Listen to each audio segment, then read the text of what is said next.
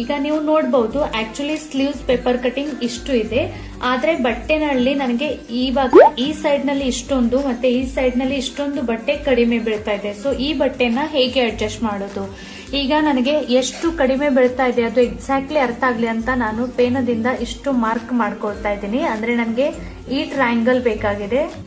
ಈಗ ಇಷ್ಟು part already adjust ಆಗಿದೆ, ನಮಗೆ ಈ ಟ್ರಯಾಂಗಲ್ ಮತ್ತು ಈ ಟ್ರಯಾಂಗಲ್ ಬಟ್ಟೆ ಈಗ ಬೇಕಾಗಿದೆ. ಸೊ ನಾನು ನಿನ್ನೆ ಕಟ್ ಮಾಡಿದ್ದ ಬಟ್ಟೆನಲ್ಲಿ ಉಳಿದಿದ್ದ ಬಟ್ಟೆನ ಈ ರೀತಿ ತಗೊಳ್ತಾ ಇದ್ದೀನಿ.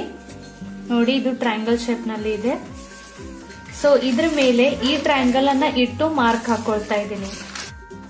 ಈ ಎರಡು ಪಾರ್ಟ್ಸ್ ಅನ್ನ ನಾನು ಫಸ್ಟ್ ಆಫ್ ಆಲ್ ಕಟ್ ಮಾಡ್ಕೊಳ್ತಾ ಇದ್ದೀನಿ. ಸೊ ಈ ರೀತಿ ನಾವು ಕಡಿಮೆ ಬಿದ್ದಾಗ ನಮ್ಗೆ ಉಳಿದಿದ್ದ ಬಟ್ಟೆನಲ್ಲಿ ಈ ರೀತಿ ಅದನ್ನು ಮೆಜರ್ಮೆಂಟ್ ಮಾಡಿ ಅಷ್ಟೊಂದು ಬಟ್ಟೆ ತೆಗೆದು ಅದನ್ನು ಈ ರೀತಿ ಇಲ್ಲಿ ಸ್ಟಿಚ್ ಮಾಡ್ಕೊಂಡಿದ್ರೆ ನಮ್ಗೆ ಆ ಸ್ಲೀವ್ಸ್ ಕಟಿಂಗ್ ಚೆನ್ನಾಗಿ ಬರುತ್ತೆ.